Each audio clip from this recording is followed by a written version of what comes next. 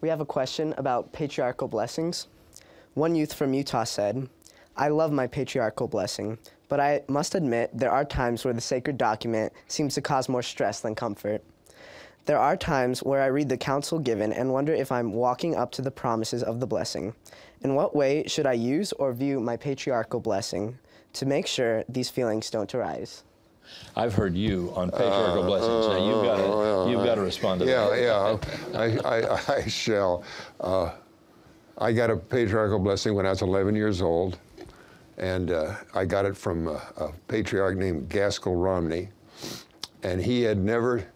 I don't think he'd ever seen me before. I was in the mission field, and so I had to go to Utah to get a patriarch. That was before they had patriarchs everywhere, and so Uncle Gaskell was my grandmother's brother, and I went to Uncle Gaskell, and he put his hands on my head, and began to talk about my future, and began to describe it in words from the 1 Corinthians, the 13th chapter.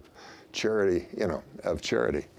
And I opened my eyes because I thought, how does this old man, whom I've never seen before, know that since I've been a little boy, that scripture has every time, by the way, it was before the Supreme Court said you couldn't do church things in public schools. And so we had a thing where the kids, everybody got to pick a scripture. So you had 30 kids in the class. So every 30 days, it would come my turn. I always picked the same scripture. Always the same. The kids must have thought, I don't know what they thought.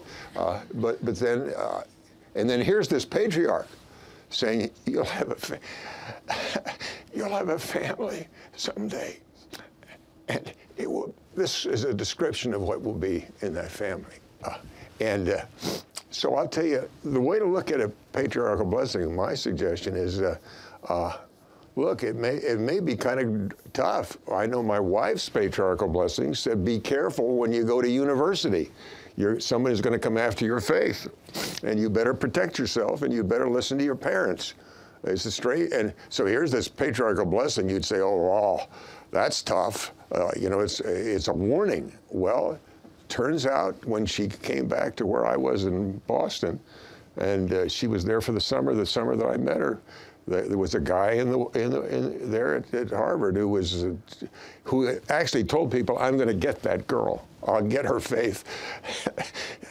and I'm telling you, a patriarchal blessing, I would take it very, very seriously, but not expect it to be comforting. It could be a warning, and I won't tell other stories, but I can tell others of being a bishop of a girl who had a disaster, and she had said that her patriarchal blessing had warned her in detail of what that was going to be, and it came. And so patriarchal blessing is whatever the Lord wants it to be for you. But I wouldn't read it for sweetness. I would read it for what does God know about my life, and what can I do better? And I would look at it that way. And it's not supposed to make you feel sweet. It's supposed to make you know what it is God has in store for you, and it's a wonderful. I'll just bear you my testimony. They're real. Gaskell Romney knew things he couldn't have known if God hadn't told him. So that's my suggestion. The patriarch is someone who God does direct, and you are wise to take whatever it got. If it's warning, take that. If it's comfort, take that. If it's direction, take that. But it's one of the, by the way, speaking of having a conversation with God, a patriarchal blessing comes pretty close. Yeah.